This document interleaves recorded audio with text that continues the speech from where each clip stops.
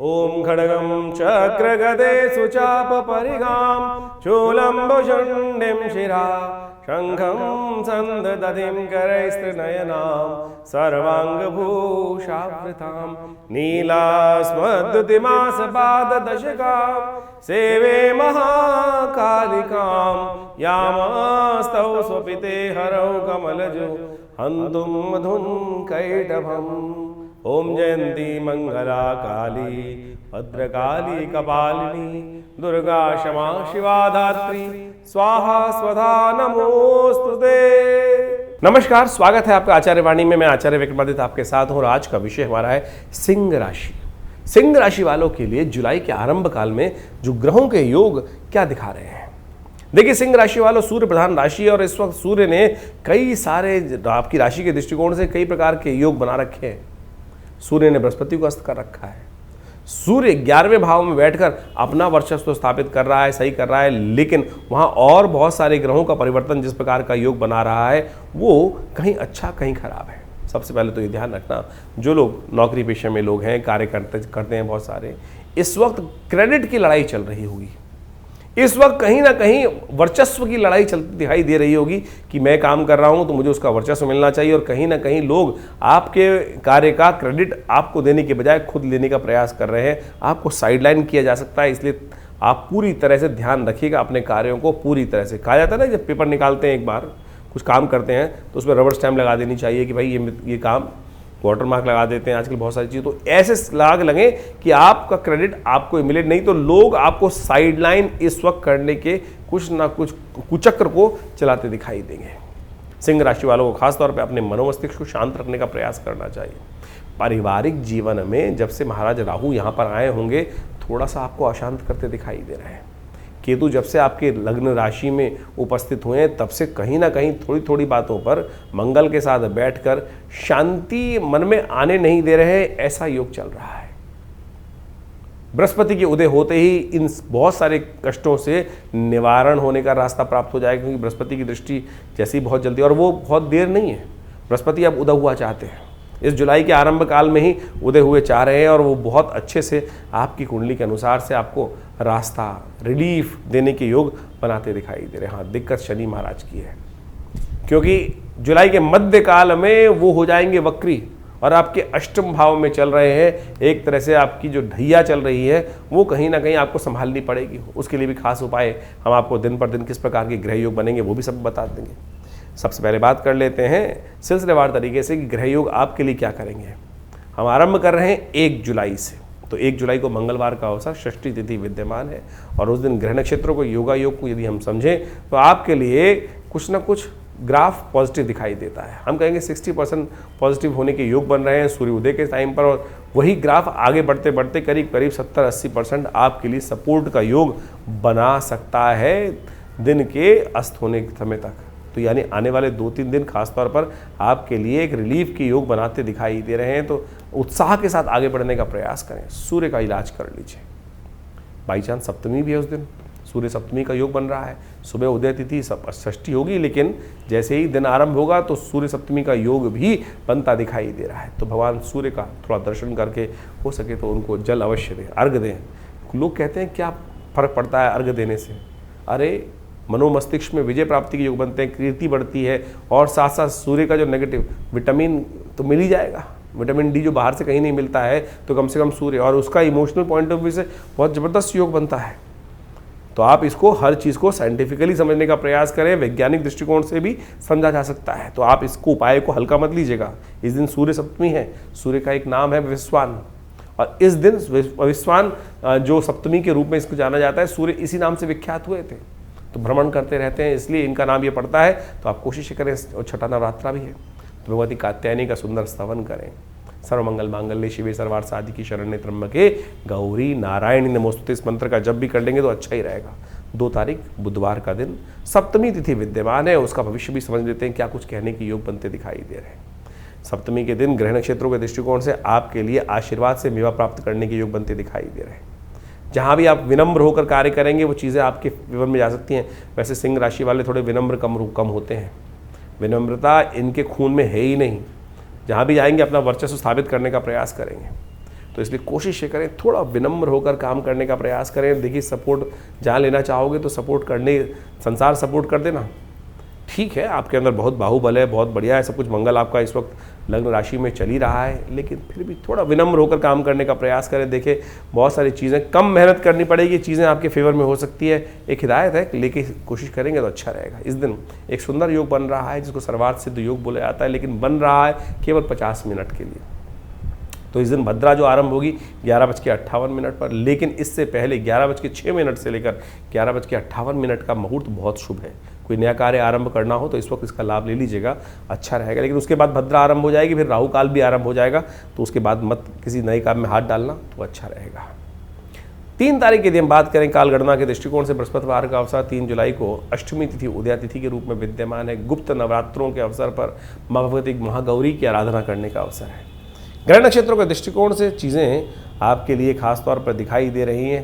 थोड़ा मन चंचल जरूर रह रहा है, लेकिन वो चीज़ें आपके फेवर में ले जाने के योग अवश्य बनाता दिखाई दे रहा है। ऐसे में यहाँ भगवती दुर्गा माता पिता का आशीर्वाद, गुरुजन का आशीर्वाद चाहिए। केवल सुबह सुबह उठकर कोशिश ये करें, माता पिता गुरुजन का आशीर्वाद लेकर उनका भगवती का ध्यान कर कर, महागौरी जो महागुप्त नवरात्रि की अष्टमी तो है ही, भगवती का ध्यान करके थोड़ा कन्या पूजन भी कर लें तो देखिएगा वारे न्यारे होने के योग बन सकते हैं। बहुत अच्छा योग बन रहा है आपके लिए। बृहस्पतिवार है, ज्ञान का सहारा लीजिए और देखिए आगे बढ़ने का प्रयास कीजिए। 4 तारीख के दिन शुक्रवार का अवसर, नवमी तिथि विद्यमान है। ग्रह सुबह सुबह परिवर्तन की तरफ चले गए हैं और ये परिवर्तन बेहद खास आपके लिए बन रहा है। बृहस्पति अस्त जरूर हैं, लेकिन फिर भी चंद्रमा पर पूरी तरह से दृष्टि डालकर चीज़ों को आपके फेवर में ले जाने का प्रयास कर रहे हैं। पराक्रम से आगे बढ़कर चीज़ों को लेने से काम हो सकता है, बढ़िया हो सकता है, लेकिन ध्यान एक बात का रखना पड़ेगा आपको, चीज़ें आपके फेवर में जा रही हैं और मन भी आपका पूरा प्रशस्त है, लेकिन कुछ हैं जो गलत लोग आपके आसपास लगे हुए हैं जो आपको आपके गंतव्य मार्ग से भटकाने का प्रयास करते दिखाई दे रहे। भटकिएगा मत, फालतू के कामों में लगेगा मत, थोड़ा स्वार्थी बने, काम करने का प्रयास कीजिए। भड्डली नौमी है इस दिन। भड्डली नौमी अनसूत साया माना जाता है और इस वर्ष का अंतिम अनसूत साया होता है। फिर 4 महीने के लिए मुहूर्त नहीं आते हैं, दिवाली पे जाकर फिर उसके बाद मुहूर्त शुरू होते हैं। तो कोई बड़ा काम, विशेष काम करना हो तो इस भड्डली नौमी का कार्य दिन आरंभ कर लिए। अनसूत साया माना जाता है। बहुत गज केसरी योग भी बनकर तैयार है आपकी राशि में, तो लाभ आता दिखाई दे रहा है, फायदा होता दिखाई दे रहा है, लेकिन मेहनत से, तो मेहनत से भागिएगा मत। यदि ये नहीं भागे तो बिल्कुल चीज़ें आपके फेवर में आने के योग बन सकते हैं। खर्चे कंट्रोल करने पड़ेंगे और खर्चे कंट्रोल करोगे तब ठीक होगा। मेहनत कम, पैसा ज़्यादा, उसी काम में दिमाग लगाओ तो अच्छा रहेगा। 5 तारीख शनिवार का अवसर, दशमी तिथि विद्यमान है और ग्रह नक्षत्रों के दृष्टिकोण से दिन ओवरऑल अच्छा दिखाई देता है, लेकिन शनि महाराज बहुत जल्दी थोड़े वक्र होने जा रहे हैं। वक्र का मतलब होता है उल्टी गति चलने वाले, आगे बढ़ने के बजाय पीछे खींचने के योग बनाने वाले। तो शनि का बैंक अकाउंट तैयार करना पड़ेगा, पुण्य कर्मों का बैंक अकाउंट तैयार करना पड़ेगा, नहीं तो ये जो अष्ट भाव में चल रहे हैं, जो विशेष रूप से ढैया चल रही है आपकी, वो कहीं ना कहीं हानिकारक हो सकती है, चाहे वो स्वास्थ्य हो, चाहे वो सफलता हो, चाहे वो धन हो। इसलिए शनि का उपाय करें, आपके लिए सबसे बढ़िया उपाय है शनि को मनाएं, सदा सुख पाएं। तो आप हनुमान जी को चोला चढ़ाने का प्रयास कीजिए, हो सके तो हनुमान चालीसा का पाठ करें। ये शनिवार का दिन है इसलिए अवश्य कर लीजिए, चीज़ें आपके लिए अच्छी रहेंगी। बात कर लेते हैं 6 तारीख की। 6 तारीख रविवार, एकादशी तिथि विद्यमान है और इस दिन बहुत बड़ा परिवर्तन होने जा रहा है आपकी राशि के दृष्टिकोण से। देखें, वैसे तो देव शयन है इस दिन भगवान विष्णु इत्यादि समस्त देवता शयन के लिए चले जाते हैं, शेष शैया पर विश्राम भगवान विष्णु करते हैं और समस्त देवता जो हैं वो समस्त कार्यभार सौंप देते हैं भगवान शंभु पर और सब सोने चले जाते हैं। लेकिन इस बार एक विशेष परिवर्तन का योग बन रहा है कि देवता शयन के लिए जा रहे हैं लेकिन बृहस्पति जाग रहे हैं। और ये बृहस्पति का जागना आपकी राशि के दृष्टिकोण से, बुद्धि के दृष्टिकोण से, परिश्रम के दृष्टिकोण से, परिवार के दृष्टिकोण से और तो और कई और कार्यों से भी बहुत बढ़िया आपके लिए योग बनाता दिखाई दे रहा है। जो चीज़ें कॉन्सेप्ट अतिचारी बृहस्पति हैं और बदलते ही 12 वर्ष बाद आपकी राशि में बहुत सुंदर जगह पे आए थे, लाभ वाले दिने पे आए हैं, लेकिन अस्त हो गए थे। अब वो पूरे वर्ष के लिए उदय होकर आपके लिए चीज़ों को ठीक करते दिखाई देने, संतान को भी ठीक करेंगे, बहुत सारे और लाभ देंगे, बुद्धि भी ठीक जगह चलेगी। तो ये अब आपके लिए बहुत सुंदर योग बन रहा है, तो इसका लाभ लीजिए। इसको थोड़ा बृहस्पति को और ताकत देने का प्रयास कीजिए। हो सके तो भगवान विष्णु के मंदिर में जाकर उनको विशेष तौर पर पीले पुष्प अर्पित करें। तुलसी की के पत्ते अर्पित करने का प्रयास करें। उनका पूजन करने के बाद उनको कमल के पुष्पों की शैया प्रदान करने का प्रयास करें, मखानों की शैया प्रदान करने का प्रयास करें और फिर उनका पूजन कर चरणामृत ग्रहण करें। अकाल मृत्युहरणम सर्वव्याधि विनाशनम विष्णु पादोत्कम पित्वा पुनर्जन्म न विद्यते, शास्त्र में ये अद्भुत रूप से है। तो भगवान विष्णु की पूजा का ये अद्भुत महत्व है, इसको लाभ लेने का आप इस दिन अवश्य प्रयास करें। 7 तारीख सोमवार का अवसर, द्वादशी तिथि विद्यमान है। मन थोड़ा हल्का दिखाई देता है, स्वास्थ्य का ध्यान रखने की ज़रूरत दिखाई दे रही है। जिस प्रकार का योग बन रहा है, बेकार के कामों में थोड़ा धन खर्च अधिक होने के योग बन सकते हैं, तो थोड़ा सोच विचार कर काम करने की ज़रूरत है, ऐसे नहीं जल्दी जल्दी कर लें। ज्ञानियों का सहारा लीजिए। इस दिन वामन पूजा की योग बनता है, तो इसलिए ज्ञानीजन, श्रेष्ठजन, विप्रजन जहाँ दिखाई दें अपने अनुसार से थोड़ा बहुत दान पुण्य करने का प्रयास करेंगे तो अच्छा रहेगा। स्वास्थ्य का ध्यान रखने को कहा है। शिव के मंदिर में जाकर थोड़ा दूध से भगवान का अभिषेक करने, महामृत्युंजय मंत्र का जप करते हुए या लघु मृत्युंजय का मंत्र जप करते हुए अच्छा रहेगा, नुकसान नहीं होगा। शरीर को बचाना, शरीर की रक्षा करना सबसे पहले ज़रूरी है। 8 तारीख मंगलवार का अवसर, त्रयोदशी तिथि विद्यमान है और इस दिन भौम प्रदोष का योग बन रहा है। ग्रहों के दृष्टिकोण से आपके लिए समय थोड़ा मन से हल्का दिखाई देता है, मन को बल देना पड़ेगा। मन, चंद्रमा जिस प्रकार से योग बना रहा है, हल्का है थोड़ा, शुक्र की दृष्टि डाल रहा है तो मन विकारी हो रहा है, कहीं ना कहीं मन का विकार उत्पन्न कर रहा है। मन जो है हल्का भाव दिखाई दे रहा है, तो उसको मन को साधने की ज़रूरत है। तो काम करें, थोड़ा दूध का सेवन कीजिए, थोड़ा दूध का खीर बना के सेवन करेंगे, वो अच्छा रहेगा आपके लिए। हो सके तो थोड़ा सा इस दिन विशेष तौर पर भगवान शिव के मंदिर में जाकर, भौम प्रदोष है तो भगवान शिव के मंदिर में जाकर मीठे दूध से या मीठे जल से भगवान का अभिषेक करना भी आपके जीवन के कष्टों को दूर करता है। जहाँ तक कि शास्त्र में कहा गया कि ऋण से भी मुक्ति दे देता है, तो इच्छु रस से भगवान का अभिषेक करने से आपके ऋण से भी मुक्ति करने के योग बनेंगे। मंगल का ऋण मोचन स्तोत्र का पाठ करना भी भौम प्रदोष के दिन बड़ा कल्याणकारी माना जाता है। 9 तारीख बुधवार का अवसर, इस दिन चतुर्दशी तिथि विद्यमान है और एक बार फिर ग्रह फिर आपके फेवर में पूरी तरह से आते दिखाई दे रहे हैं। आपकी बुद्धि से, आपके परिश्रम से, आपके विशेष तौर पर सहयोगी के दृष्टिकोण से ग्रह आपके लाभ पहुंचाने का यह रास्ता बना सकते हैं। धन आगमन का मार्ग आपकी बुद्धि से निकलता दिखाई दे रहा है। आपकी बुद्धि से कहीं ना कहीं चीज़ें पॉजिटिव बनती दिखाई दे रहे हैं। इस दिन से चतुर्मास आरंभ हो रहा है। कोशिश करें जहाँ संत महात्मा दिखाई दे जाएं उनकी सेवा करें, सेवा से मेवा प्राप्त करने के योग बहुत अच्छे बनते दिखाई देंगे। श्री गणेश का सुंदर स्तवन करें, पूजन करें। बुधवार का दिन है, वो आपके लिए संपूर्ण रूप से कष्टों को निवारण, विघ्नों को निवारण करने का योग बनाएगा। 10 तारीख का दिन बृहस्पतिवार का दिन है, पूर्णिमा तिथि है, गुरु पूर्णिमा का सुंदर अवसर है। सत्यव्रत इसी दिन होगा। बहुत सारे लोग बार बार पूछते रहते हैं सत्यव्रत कब होगा, तो नोट कर लीजिए। सत्यव्रत आषाढ़ का जो सत्यव्रत है, सत्यनारायण की कथा है, वो योग बन रहा है 10 तारीख को, शुद्ध रूप से है। इसके आगे पीछे बहुत सारे लोग कई बार कहते हैं पंचांग ने आगे बता दिया, पीछे बता दिया, तो 15 तारीख जो 10 तारीख को ही रहेगा। अब ग्रहों के दृष्टिकोण से राजयोग बनकर तैयार है, बुद्धि सही दिशा में काम कर रही है, योग बना रही है, लेकिन फिर भी थोड़ा ध्यान रखना पड़ेगा आपको। कहीं ना कहीं जो आपका तेज है, आपकी कांति है, सिंह राशि वाले हैं ना, तो सिंह राशि वालों की समस्या क्या होती है कि उनका तेज किसी के आगे टिकता ही नहीं है, कोई उनके तेज के आगे टिकता ही नहीं है। तो ऐसे में बस अपने इंप्रेशन को ऐसे हमें करना पड़ेगा कि महाराज हम भी आप छोटे ही हैं आपसे, नहीं तो अगला व्यक्ति हमेशा यही रखता है आपके लिए कि हमको खाने को तैयार बैठा है। तो ऐसे में कोशिश ये करें, थोड़ा अपने आप को सरल बनाने का प्रयास करें। गुरु पूर्णिमा है, गुरु का सानिध्य प्राप्त करने का प्रयास करें। गुरु उदय हो चुके हैं और ऐसे में इस संसार में हनुमान जी से बढ़िया कौन हो सकता है। और देवता चित्त न धरई हनुमत से ही सर्व सुख करें। हमने विवेकानंद योगाश्रम में इस दिन बड़ा कार्यक्रम रखा है, गुरु पूर्णिमा का कार्यक्रम रहेगा। गुप्त नवरात्रि का कार्यक्रम तो इस बार चल ही रहा है पूरी तरह से, वो भी आप उस समय भी समय पर उपयोग कर सकते हैं। और इसके अगले दिन, गुरु पूर्णिमा के अगले दिन से हनुमान जो विशेष कार्यक्रम आरंभ होने जा रहा है, वो होने जा रहा है शिव की आराधना का, रुद्राभिषेक का। तो आप सब लोग पूरे महीने जो रुद्राभिषेक चलेगा उसमें अपना स्थान आरक्षित कर भगवान शिव की विशेष पूजा के लिए हाशिम के साथ जुड़ सकते हैं और बहुत बढ़िया तरीके से भगवान का सुंदर स्तवन करने का योग बनता है। इसका लाभ लीजिए, कल्याण होगा। तो इस प्रकार से आपने ग्रहों की विवेचनाओं को, ग्रहों के योगों को समझा कि आपके दिन पर दिन किस प्रकार के जुलाई के आरंभ काल में ग्रहों का योग बनेगा और ये योग आपके जीवन पे किस प्रकार से प्रभाव डाल रहा है। देखिए, ये तो योग जो है वो हमेशा बनते आते हैं और उन योगों का प्रभाव तो आपकी राशि के दृष्टिकोण से, आपके लग्न के दृष्टिकोण से पड़ता ही है। सबसे पहले ये हमको समझना चाहिए कि हमारी राशि मुख्य है या लग्न की राशि मुख्य है या सूर्य की राशि मुख्य है। क्योंकि सबसे ज़्यादा प्रश्न जो इस वक्त हमारे चैनल पर लोगों के द्वारा पूछे जा रहे हैं या किसी भी ज्योतिषी कार्यक्रम को देख के लोगों के मन में उठता है, वो यही है कि मैं अपनी राशि कौन सी देखूं। देखिए, मुख्यतः सबसे ज़्यादा प्रमुख राशि जो होती है जहाँ चंद्रमा विद्यमान होता है, जहाँ चंद्रमा आपकी राशि में पहुंचा हुआ है, वही राशि मुख्य मानी जाती है। गोचर के दृष्टिकोण से उस राशि का महत्व ज्योतिष के दृष्टिकोण से सबसे ज़्यादा माना जाता है।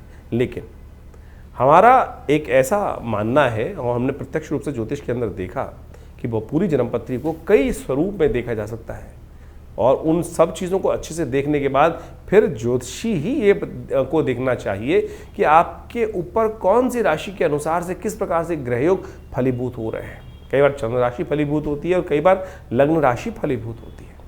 वो ग्रहों पे के योग के ऊपर निर्धारित होता है कि ग्रहों के योगायोग किस प्रकार से किस व्यक्ति के दृष्टिकोण से कौन से ग्रह कार्य कर रहे हैं, कौन से ग्रह सुप्त अवस्था में है, कौन से ग्रह जागृत अवस्था में है, कौन से ग्रह स्वप्नादि अवस्था में है। तो इन सब चीज़ों की विवेचना करने के बाद फिर ये निर्धारित किया जाता है। चंद्र राशि वैसे फिर भी आप सही तरह से देख सकते हैं, आपके जन्मपत्री के अनुसार से चंद्रमा जिस राशि में विद्यमान है उसको चंद्र राशि बोला जाता है। उसके अनुसार से आप देखेंगे तो आपका फल बिल्कुल मैच होगा।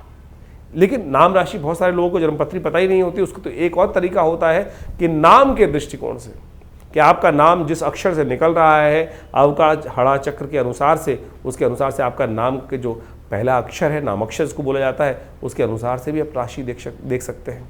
लेकिन सबसे मुख्य तो वही होगा कि जो चंद्र के अनुसार से आपकी राशि बन रही है, उन सब चीज़ों को अच्छे से देखकर फिर हम अच्छे से जान सकते हैं भविष्य के दृष्टिकोण से। कई बार गोचर के दृष्टिकोण से आपके ग्रह योग बहुत अच्छे आ रहे हैं, और ये प्रश्न बहुत ज़्यादा एक कॉमन प्रश्न हो चुका है इस वक्त, और सही भी औचित्य रहता है कि आपके गोचर के दृष्टिकोण से तो आपके ग्रह बहुत अच्छे लग रहे हैं, लेकिन काम उतना नहीं हो रहा है कि जितना, क्योंकि 12 राशि के अंदर पूरे विश्व को बांटने का जो एक प्रयास किया जाता है, लेकिन उसमें समझने की आवश्यकता यह है कि आपकी मूल जन्मपत्री में ग्रहों का प्रभाव किस प्रकार से बना हुआ है। गोचर के दृष्टिकोण से वृष्टि हो रही है, संसार में बारिश हो रही है, तो सब जगह एक ही प्रकार का पानी पड़ रहा है। यानी एक बहुत बड़े क्षेत्र में जब बारिश होती है तो बारिश तो एक ही प्रकार की हो रही है, लेकिन हर एक की स्थिति, हर क्षेत्र की स्थिति अलग है। कहीं कोई पहाड़ी पर है तो वहाँ पानी रुकेगा नहीं, कहीं कोई गड्ढे में है तो सारे क्षेत्र का पानी वहाँ आ जाएगा, वहाँ सारी विपदाएं घिर जाएंगी। तो यानी ये आपकी जन्मपत्री, मूल जन्मपत्री पर आपके मूल कर्मों के अनुसार से जो लेखा जोखा आप लेकर बैठे हैं, पूर्व जन्म के अनुसार से जो आए हैं बनाकर, उसके अनुसार से भी डिपेंड करता है कि मूल जन्मपत्री में कौन से ग्रह योग किस प्रकार के बन रहे हैं और कौन सी दशाएं चल रही हैं किस प्रकार की। तो आप सबसे पहले अपनी जन्मपत्री को अच्छे से चेक कराएं, क्या स्थिति मच रही है, क्यों आपकी जन्मपत्री में उतने लाभ नहीं हो रहे हैं जितने लाभ होने चाहिए। ज्योतिष एक बहुत शोध का विषय है, और हमारे ऋषि मुनियों ने काल गणना को बहुत विशेष तौर पर समझकर इनकी विवेचनाएं उपस्थित करी हैं, और उसी समझ का, उसी ज्ञान विज्ञान का लाभ लेते हुए ज्योतिष की जो गणनाएं हैं उनको समझकर उसके द्वारा भविष्य को समझने का जो कार्य किया जाता है वो ऐसे नहीं है। कई बार हमने हजारों जन्मपत्रियों में इस प्रकार से देखा है कि जैसा जो घट रहा है वो सामने, जो चीज़ सामने दिखाई दे रही है गुण योगा योग के अनुसार से, वही घट रहा है बिल्कुल उसी प्रकार से। तो यदि कष्ट का निवारण चाहते हैं, कष्ट को भगाना चाहते हैं, तो जन्मपत्री को सही से समझकर और उसके अनुसार से उसके भविष्य के दृष्टिकोण से जो आपके लिए खास ज़रूरत है।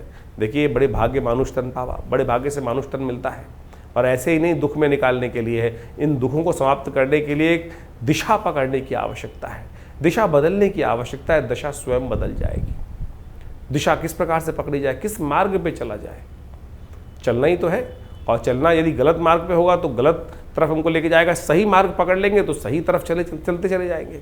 तो यही जो दिशा हमको ज्ञान विज्ञान के माध्यम से मिले तो वो विशेष तौर पर हमारे जीवन में कल्याण का मार्ग बना देती है, सही रास्ता हमको दिखा देती है। तो आप अच्छे से समझें आपकी जन्मपत्री में कौन से ग्रह योग किस प्रकार के हैं। गोचर के दृष्टिकोण से तो हम बता ही रहे हैं आपकी राशि में किस प्रकार के योग बन रहे हैं। और इस वक्त आषाढ़ के महीने के अंतिम अवसर पर जो ग्रहों का योगा योग बनकर तैयार है वो आपने अच्छे से देखा। शनि महाराज अब अपनी राशि को में जो बदल कर पूरे स्थिर हो चुके थे, फिर वक्री होने जा रहे हैं। इसी जुलाई में वो वक्री हो जाएंगे, और जिस भाव में चल रहे हैं कहा जाता है वक्री ग्रह और ताकतवर हो जाता है। षडाष्टक योग शनि मंगल का बनकर, शनि के साथ मंगल का जो तैयार हो रहा है वो कहीं ना कहीं फिर एक विश्व में उपद्रव की जो चिंगारी है उसको भड़का सकता है। जो लोग कह रहे थे कि शांति हो गई है, ये पुनः शनि महाराज वक्री होने के बाद 4 महीने वक्री रहने वाले हैं शनि महाराज। अच्छी बात यह है कि बृहस्पति उदय हो रहे हैं। बृहस्पति जो उदय हो रहे हैं वो एक बहुत अपना शामक प्रभाव, अतिचारी बृहस्पति, जैसे ही पिछले करीब करीब मई में परिवर्तन किया था, उसके बाद परिवर्तन करते ही कुछ दिन बाद ही वो अस्त हो गए सूर्य के सन्निकट आने के कारण से। अब पुनः वो जागृत हो रहे हैं, उदय हो रहे हैं और अपना प्रभाव पूरी तरह से दिखाएंगे। हमने आपकी राशि के दृष्टिकोण से उस पूरे के पूरे जो रास्ता है बृहस्पति और शनि महाराज के, वो सब आपके समक्ष तथ्यात्मक तौर पर रखने का प्रयास किया है, उसको आप अच्छे से समझ लें। और फिर भी कोई प्रश्न मन में यदि आ रहा हो तो चिंता ना करें, हम आपके साथ हैं।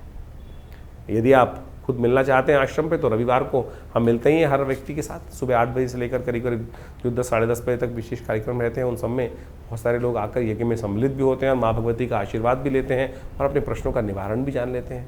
और यदि बहुत दूर है तो फ़ोन पे आयुष जो आप विशेष तौर पर अपॉइंटमेंट्स का प्रोसेस है, आप फ़ोन नंबर चल रहे हैं उन पर संपर्क साध कर अपने प्रश्नों का निवारण जान सकते हैं और उस उपायों को कर आप अच्छे समस्याओं को दूर करने का योग बना सकते हैं। तो ये राशिफल हम लगातार आपके साथ रहते हैं और बहुत सारे अलग अलग जो ज्योतिष की गणनाओं के माध्यम से विभिन्न ग्रहों का परिवर्तन होता है, उन सब के समस्त सिद्धांत आप तक पहुंचाने का प्रयास करते रहते हैं। तो इन सबको समझें, जीवन में सही मार्ग को पकड़ें, सत्य मार्ग को पकड़ें और फिर आगे चलने का प्रयास करें तो अच्छा रहेगा। धन्यवाद आप सबका।